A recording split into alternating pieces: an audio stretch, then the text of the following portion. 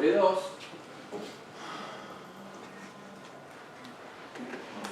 alfa sobre 2 y el intervalo que yo quiero hallar es uno que sea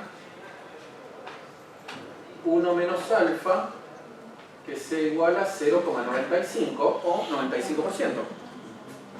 ¿Estamos todos en la misma página? ¿Está aquí? Bien. Es el intervalo. ¿Sí?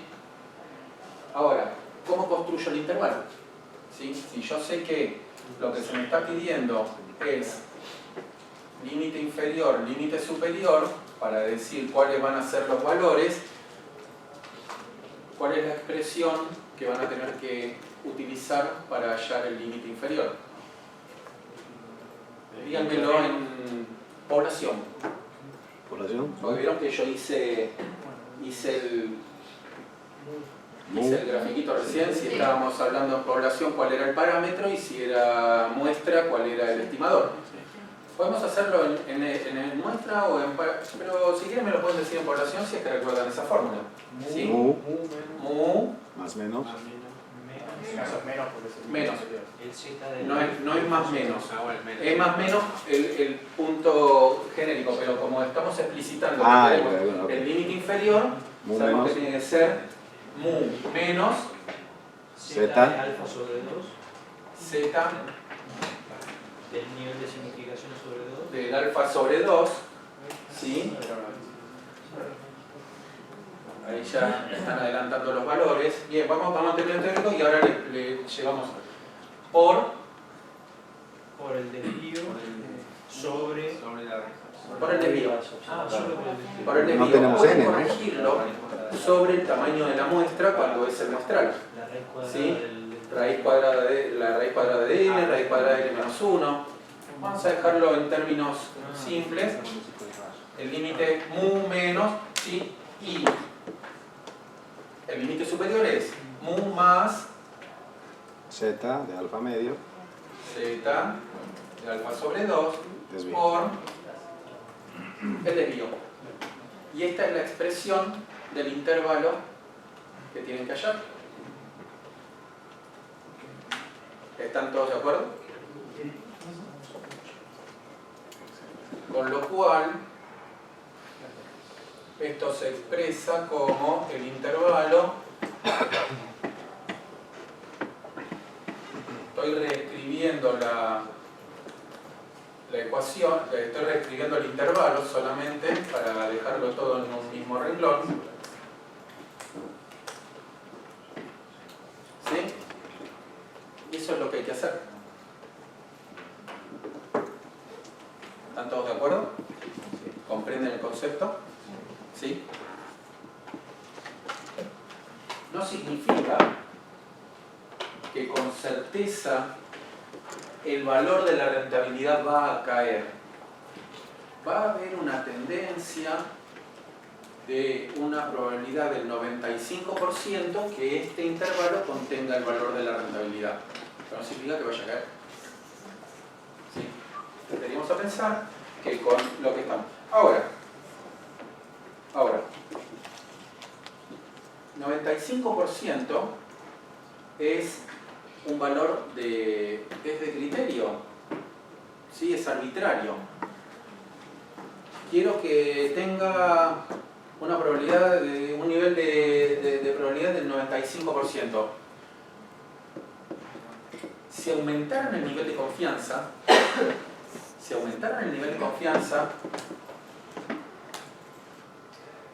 el valor esperado de la rentabilidad a suceder ¿va a caer o no? Con mayor probabilidad. Sí. Va a caer. ¿Pero qué problema trae aparejado eso? Que se hace más ancho el... Se hace más ancho. Eso es algo positivo. Vamos a decir, lo hago más ancho, seguro que voy a abarcar, pero si están en el negocio, ¿qué problema traería? Tienes muchas más opciones. Hay más opciones, pero es más costo. Es más costoso. Por eso si uno dijera, volviendo al caso de las encuestas, vamos a encuestar a 30 millones de personas. Es más costoso que si hacemos una muestra de 5.000, 10.000. ¿Se entiende? Si yo dijera, bueno, vamos a hacerlo con un 99%, se puede, ¿sí? Se puede, y a lo que va a quedar en las colas es a repartir un 1%, alfa igual a 1.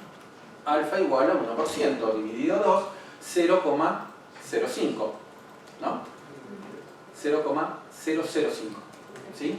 Alfa sobre 2, de 1%, pero acá hacemos 95. Ahora, vamos a empezar con el resultado. Entonces, vamos a calcular mu, vamos a calcular el desvío estándar, ¿sí? Pero también hay que calcular z, ¿sí? Y lo vamos a hacer todo con el Excel, porque está la fórmula que trae el enlatado. Pero z lo vamos a calcular con una probabilidad que ya dieron, ya la deslizaron hace un ratito, ¿sí? ¿Con qué probabilidad tendríamos que calcular? Va a haber hay una fórmula y... a ver, esto en mi carrera de grado, yo sabréis que soy economista y tenía que calcular probabilidades, lo tenía que hacer con la tabla de Krauss. Y con la tabla de Krauss era agarrar la tabla, el cuaderno, y no estaba todo tan aceitado de poder contar con el Excel y todo. Entonces, pero ahora tenemos software especializado que lo podemos utilizar, lo vamos a calcular, pero hay que saber qué es lo que tenemos que calcular. Z, ¿de qué probabilidad es? ¿De 95? No, de 97,5. De 97,5. ¿Todos lo ven? ¿Por qué? De 0,25, 1 menos 0,25. ¿Todos ven por qué es de 97,5 y no de 95? ¿Sí? ¿No hay nadie que esté con la duda de por qué? Muy bien, excelente. La probabilidad acumula. Empieza a crecer, ¿sí? Y va acumulando. Entonces aquí acumula 2,5%. Y aquí acumula 95%. Entonces el Z que tengo que hallar es el de 97,5. Que es la probabilidad acumulada hasta el punto crítico. ¿Sí? Excelente. Bien.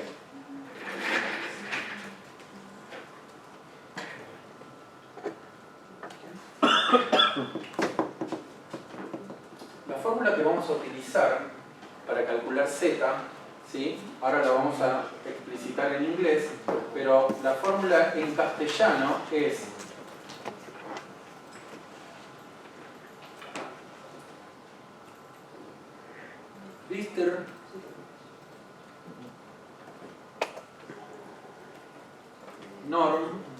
distribución normal,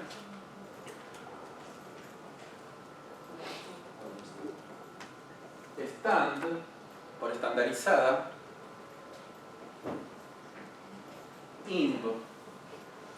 de inversa. ¿Por qué inversa? Porque no estamos calculando una probabilidad, estamos calculando cuál es el valor estandarizado para una probabilidad dada. ¿Sí? Entonces, la probabilidad que nosotros vamos a tener que calcular, ¿cuál es? El valor de probabilidad para el cual queremos saber el valor es 0,975. Ahora, ¿cuál es el valor de distribución normal estandarizada inversa? Esa es la fórmula en castellano. La fórmula en inglés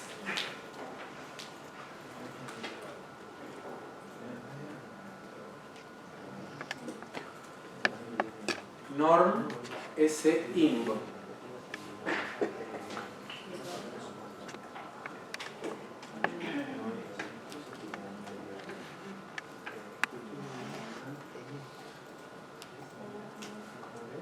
¿De qué valor?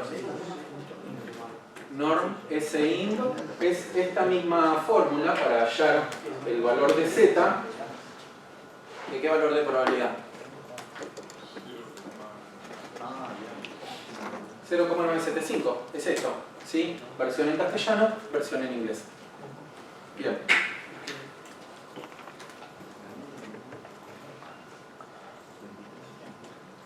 Entonces,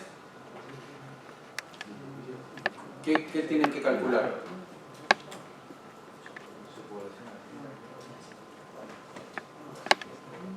el valor de Z, que habíamos dicho, norm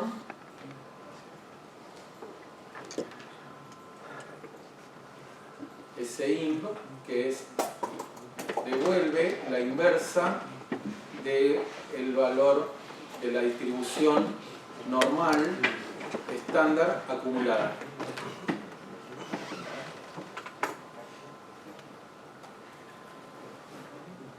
¿Se ve? Norm SIMP 0,975.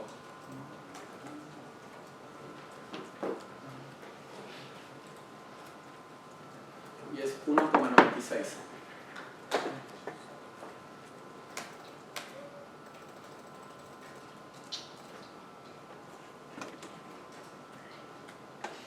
Bien, ¿qué falta calcular?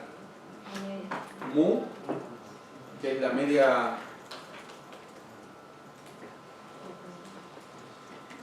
Esto es average.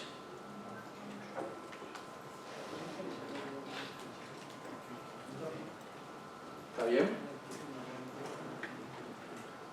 Y el desvío estándar en realidad lo estaba poniendo, pero ya está calculado.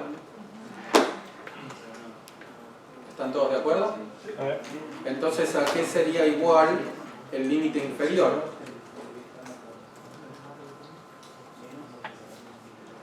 A la media menos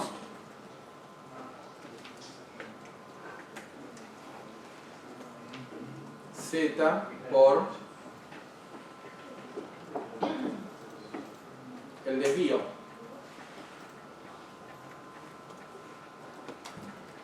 ¿Están de acuerdo? Sí.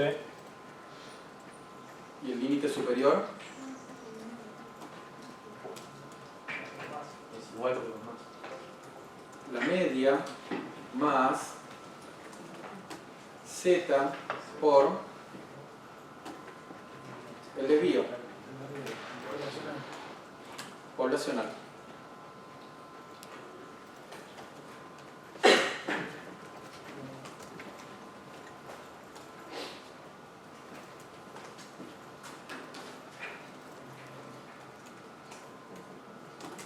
Si ya saben que hay una función en Excel que es fórmula text en inglés y el fórmula en castellano, que muestra cómo están calculada una fórmula. ¿Lo llegan a ver? Por si... Bueno, podríamos darle nombre a los rangos, pero vamos a omitir eso. ¿Están todos de acuerdo? Así construimos el intervalo de confianza para la rentabilidad media con una probabilidad del 95% que te contaría, con una probabilidad del 95%, siendo que estamos hablando de una distribución normal.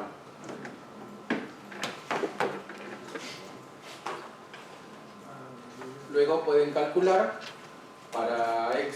está calculado para Exxon, luego calculan para Amex y para Intel y ahí pueden hacer el análisis.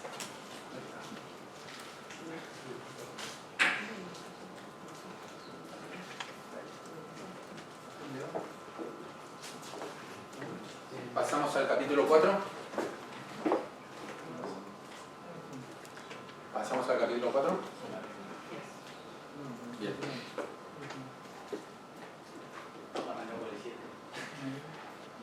Considere las rentabilidades anuales de Pepsi y Hewlett Packard entre los años 1994 a 2003 en el panel A de la tabla 4.3.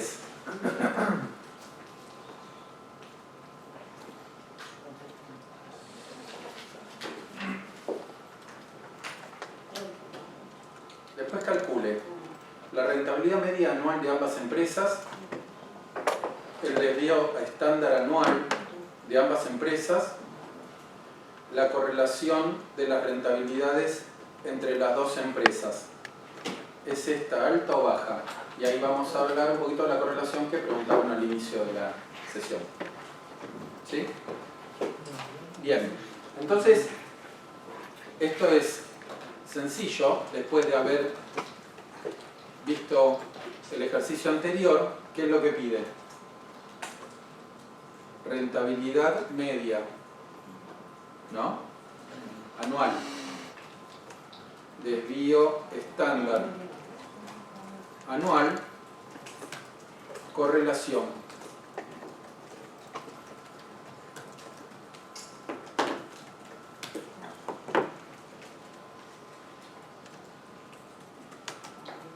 Bien. Bueno, ¿podemos borrar? ¿Qué hay que hacer? Para el punto A, ¿qué utilizarían?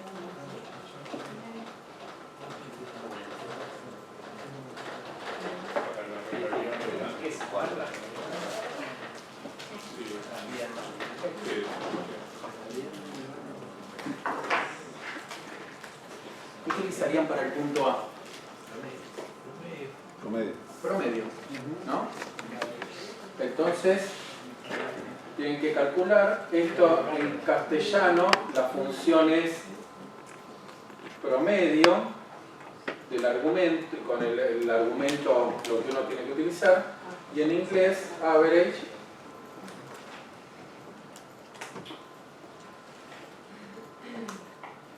del argumento. Aquí estamos en inglés, entonces vamos a utilizar average. ¿Sí?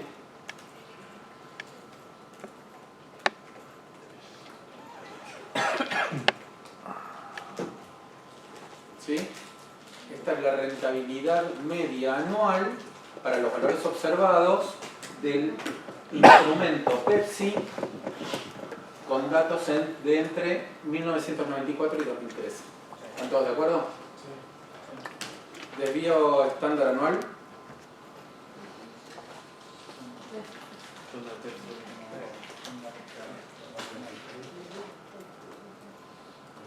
Desvío estándar, al igual que el ejercicio anterior,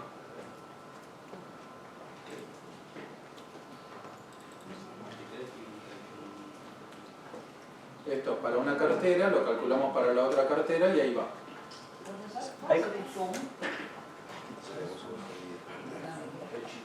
Desvío es P, ¿no? Es desvío estándar P. Desvío estándar, sí, utilicé el desvío estándar común, pero pueden utilizar el P y el valor va a diferir, y en eso, como les dije, utilizando haciendo explícitos los supuestos de lo que uno está analizando, considero que los datos representan la población, entonces utilizo tal. Considero que los datos son una muestra, entonces utilizo tal. Y ahí uno está cubierto metodológicamente de lo que quiere exponer. ¿Sí?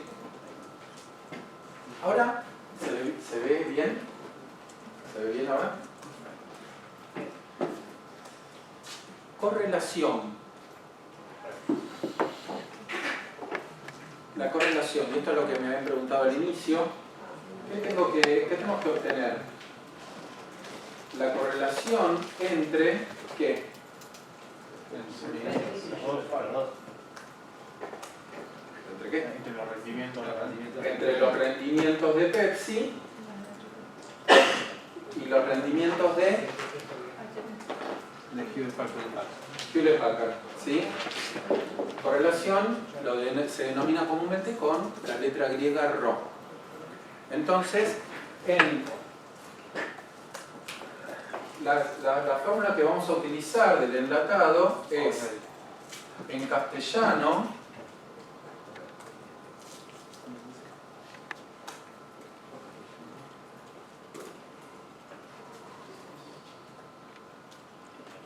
coef de Correll, y aquí van los argumentos. Vamos a suponer matriz 1, matriz 2,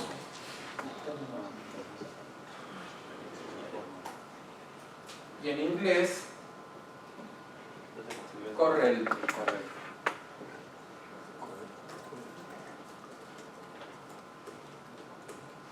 Con los mismos argumentos, matriz 1, matriz 2.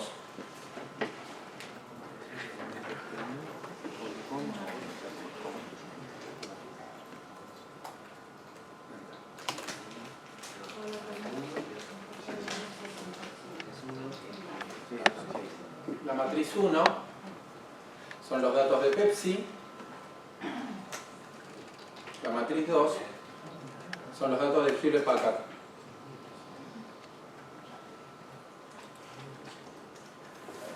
Y ahí está calculada la correlación. Una correlación de 0,13. Pregunta, ¿es alta, es baja? Es baja. A todas luces. ¿Sí? Eso no implica que estadísticamente hablando haya situaciones en la cual una correlación alta tenga que ser de un 98%, de 0,98 si estamos hablando de 0,1, de 0,92. A veces hay situaciones en las cuales uno podría encontrar que el valor puede ser menor y aún así ser una correlación alta. Y tiene que ver con siempre con la característica de los datos y de los fenómenos que uno está analizando. Entonces, para este caso, vamos a hacerlo de manera simple y vamos a decir es una correlación baja, 0,13. ¿Por qué creen que es baja? ¿Qué les daría a pensar una cuestión intuitiva? No matemáticas. Son industrias diferentes. Pepsi es consumo masivo, ¿no? Alimentos. Hewlett Packard es tecnología. No están correlacionadas de manera fuerte, ¿sí? Entonces hay algo interesante, pero esto es anecdótico. ¿Conocen correlaciones espurias? ¿Sí? Es muy interesante, ¿no? Porque es un sitio, ¿sí? Lo buscan, es un sitio en Estados Unidos, correlaciones espurias, que se dedicaron investigadores a tomar información de diferentes fenómenos, de diferentes variables, más que nada, un buen set de variables, de información de histórica de variables, y las correlacionan, y dan correlaciones altísimas de cosas que no tienen nada que ver entre sí. ¿Sí? Búsquenlo, es anecdótico. Bien. Por eso les muestra de por qué hay que tener cuidado con los valores que pueda uno obtener cuando hace un estudio, o cuáles son los cuidados que hay que tener al hacer las conclusiones. Entonces esto es el capítulo 4. Del punto 1 vamos al punto 2.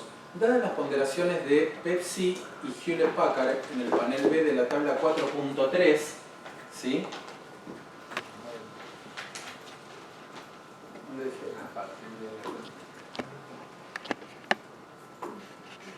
Ahora vamos a utilizar el panel de la derecha.